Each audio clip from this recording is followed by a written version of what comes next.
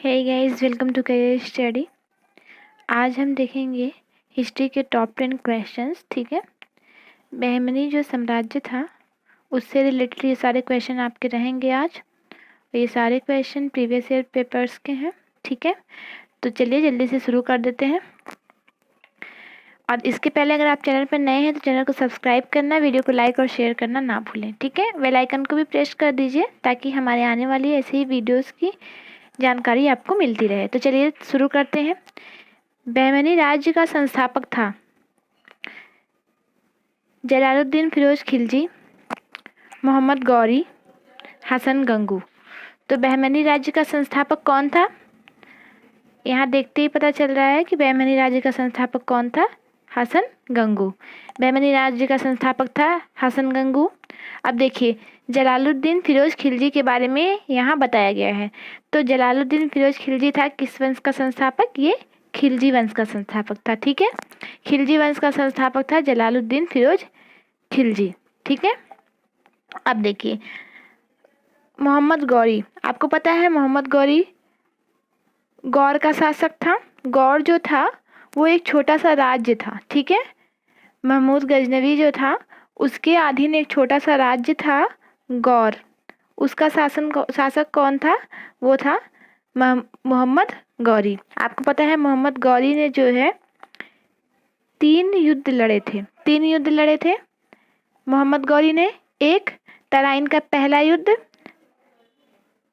एक उसने लड़ा था तराइन का फर्स्ट युद्ध जो है कब ये लड़ा था 1191 में। ये हुआ था गौरी और पृथ्वीराज चौहान के बीच। और इसमें जो है विजयी कौन रहा था?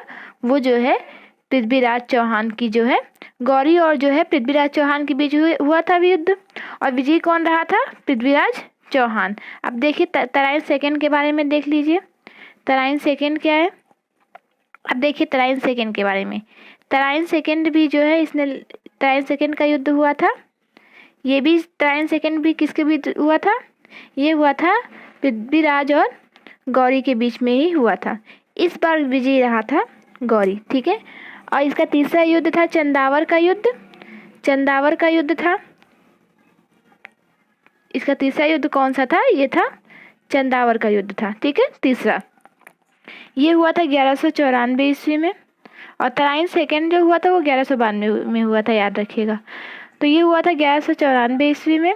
और ये किसके किसके बीच में हुआ था? ये गौरी और जयचंद्र के बीच में हुआ था। ठीक है, गौरी और जयचंद्र के बीच में, इसमें भी गौरी ही विजयी रहा था। ठीक है, चलिए तीनों युद्ध के बारे में मैंने बता दिया। तीनों युद्ध जो है बहुत ज़्यादा इंपॉर्टेंट है। और तराइन का पहला और दूसरा युद्ध तो लगभग एग्जाम में पूछ लिया जाता है। ठीक है, तो चलिए चलते हैं नेक्स्ट क्वेश्चन की तरफ। नेक्स्ट क्वेश्चन है, हसन गंगू के राज्य की राजभाषा थी फारसी, हिंदी, मराठी, तेलुगु। तो हसन गंगू के राज्य की राजभाषा यानी कि बहमनी साम्राज्य की राजभाषा क्या थी? ये थी आपकी मराठी। ठीक है, मराठी थी। देखिए ऐसे भी क्वेश्चन पूछ सकता है कि हसन गंगू, मतलब अगर आपको नहीं पता है कि ये किस राज्य के संस्थापक थे तो आप इसका आंसर नहीं कर सकते। आपने पढ़ा है, बट अगर आपके माइंड से स्लिप हो गया कि संस्थापक किस राज्य के थे, आपने पढ़ा है बहमनी साम्राज्य के बारे में, लेकिन अगर ये माइंड में से स्लिप हो गया तो आप इसका आंसर नहीं कर सकते। इसलिए क्वेश्चन इस टाइप से जो है आपका जो है घुमा करके पूछता है। ठीक है, तो चलिए, हसन गंगू ने अपने साम्राज्य को निम्न में से किस प्रांत में विभाजित नहीं किया था? गुलबर्गा, दौलताबाद, बरार या फिर बीदर। तो किस जो है प्रांत में विभाजित नहीं किया था? आपको बता दें कि हसन गंगू जो था उसने अपने राज्य को जो है 4 प्रांतों में विभाजित किया था। कितने प्रांतों में? 4 प्रांतों में विभाजित किया था, जिसमें से इन चारों के नाम मैंने इस ऑप्शन में डाल दिए हैं। ठीक है, गुलबर्गा, दौलताबाद, बरार और बीदर। आपको जो है एग्जाम्स में जो है ऐसे पूछ सकता है, एक नाम इसमें से हटा के कोई और नाम दे देगा। ठीक है, तो चलिए चलते हैं नेक्स्ट क्वेश्चन की तरफ। नेक्स्ट क्वेश्चन है आपका, नेक्स्ट क्वेश्चन है, सबसे पहले बारूद किसके शासनकाल में प्रयोग हुआ था? ठीक है, बारूद का प्रयोग सबसे पहले किसके शासनकाल में हुआ? दाऊद प्रथम के, अलाउद्दीन अहमद के, मोहम्मद शाह प्रथम के या इसमें से कोई नहीं? तो जो बारूद का सबसे पहले प्रयोग हुआ था वो हुआ था मोहम्मद शाह प्रथम के शासनकाल में। और किसके विरुद्ध हुआ था अगर आपसे पूछा जाए तो ये हुआ था बुक्का के विरुद्ध। किसके विरुद्ध? बुक्का के विरुद्ध हुआ था। ठीक है, बुक्का के विरुद्ध हुआ था। और किसके शासनकाल में हुआ था? मोहम्मद शाह प्रथम के शासनकाल में हुआ था।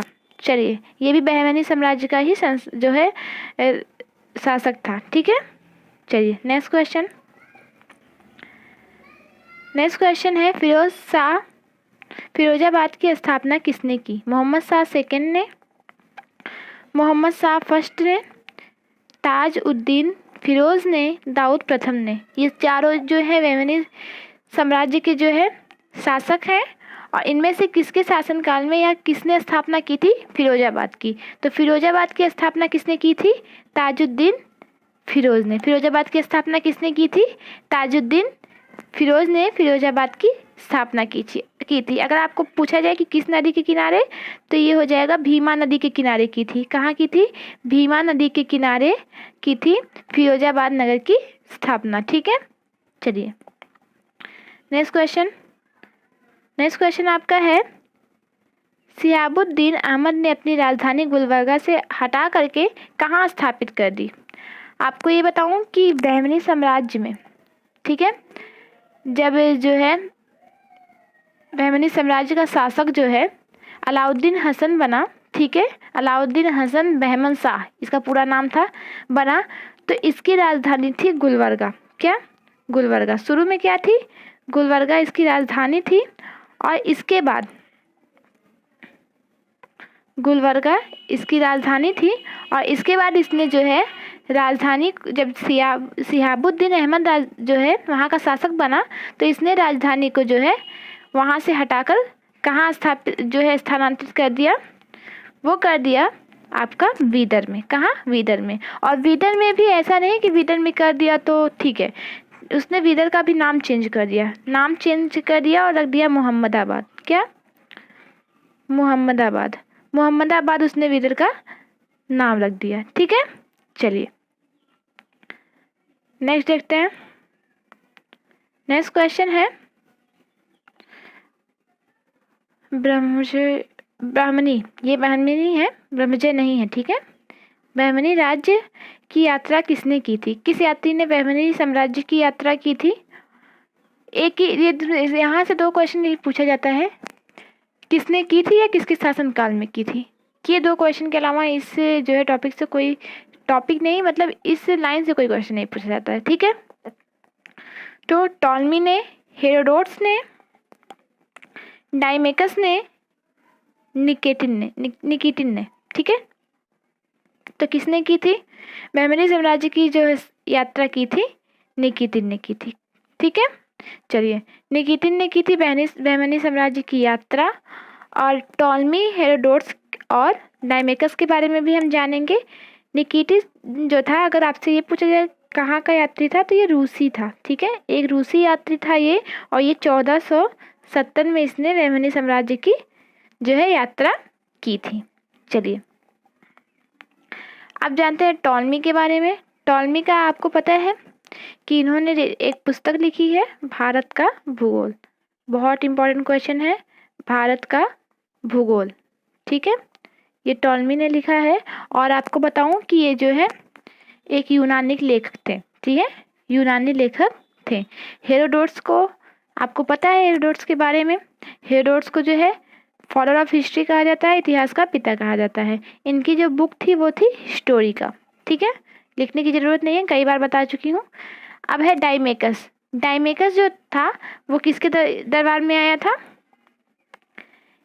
एक राजदूत था। और ये भी पूछा जाता है कि किसका राजदूत था। तो डाइमेकस तो पहले राजदूत किसका था? ये था एंटियोकस का। किसका?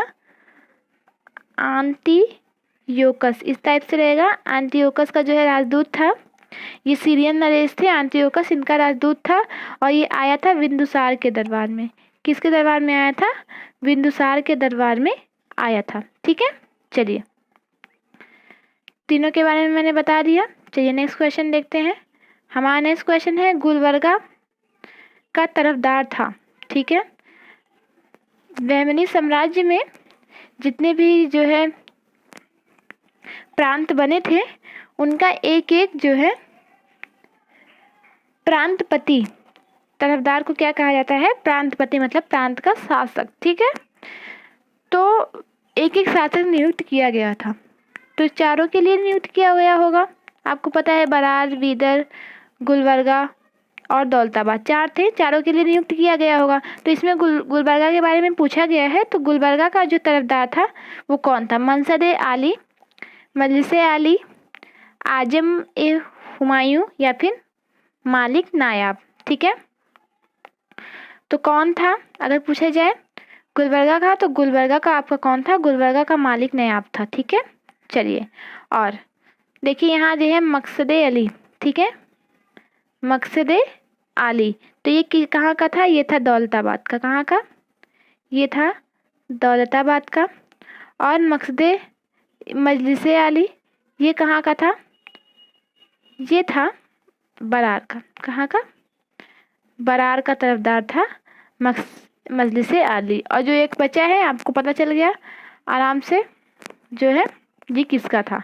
ये था बीदर का, ठीक है, जिसका नाम जो है बदल करके मोहम्मदाबाद रख दिया था शिहाबुद्दीन अहमद ने।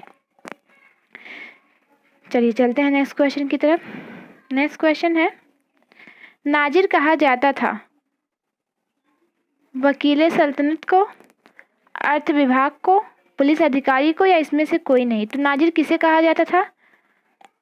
नाजिर आपका किसे कहा जाता था? नाजिर कहा जाता था आपके अर्थ विभाग के अधिकारी को, ठीक है। और जो है पुलिस अधिकारी को क्या कहा जाता था? वहाँ कोतवाल ही कहा जाता था। पुलिस अधिकारी को कोतवाल ही कहा जाता था।